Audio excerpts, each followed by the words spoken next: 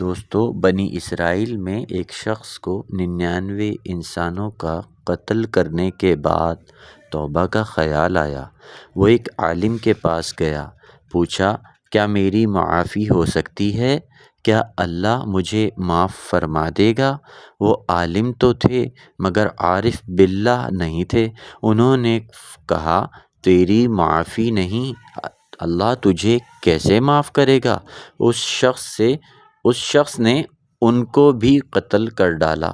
اب تو 100 قتل مکمل ہو گئے۔ اب وہ قاتل ایک دوسرے عالم کے پاس پہنچا۔ دوستو، یہ نہ صرف عالم تھے بلکہ عارف باللہ بھی تھے۔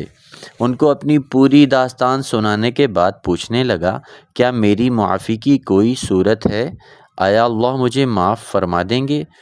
ان بزرگ نے ارشاد فرمایا کیوں نہیں، تو سچے دل سے توبہ کر لے تو اللہ ضرور بے ضرور معاف فرما دیں گے، مگر ایک کام کرنا، توبہ کے ساتھ ہجرت بھی کر لینا، نیکوکاروں کی بستی میں رہائش اختیار کرنا۔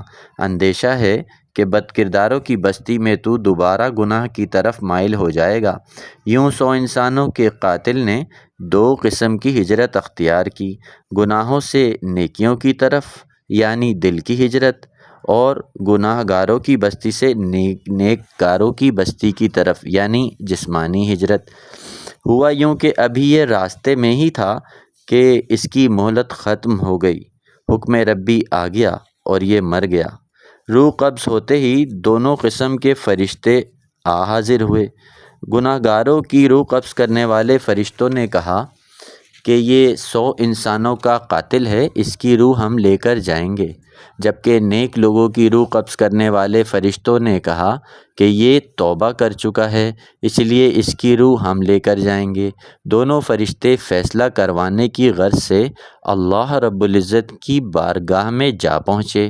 اللہ پاک نے حکم دیا کہ جاؤ زمین ناپ لو، اگر یہ نیکوکاروں کی بستی سے قریب ہے تو نیک لوگوں کی روح قبض کرنے والے فرشتے اس کی روح لے جائیں گے، اور اگر یہ بدکاروں کی بستی سے قریب ہے تو بدکاروں کی روح والے فرشتے اس کی روح لے جائیں گے۔ حکم ملتے ہی فرشتے زمین کی طرف آ پہنچے۔ ابھی فرشتے راستے ہی میں تھے کہ ذات باری تعالیٰ نے زمین کو حکم دیا کہ نیک لوگوں کی بستی کی طرف سمٹ جا اور بد کرداروں کی بستی کی طرف سے پھیل جا۔ یوں اللہ تعالیٰ نے فرشتوں کے سامنے عدل فرمایا اور اس توبہ کرنے والے 100 افراد کے قاتل کے ساتھ اپنا فضل فرمایا، اس کی توبہ قبول کی اور پردہ پوشی والا معاملہ فرمایا۔ اللہ رب العزت ہم سب کی توبہ بھی قبول فرما لے، آمین۔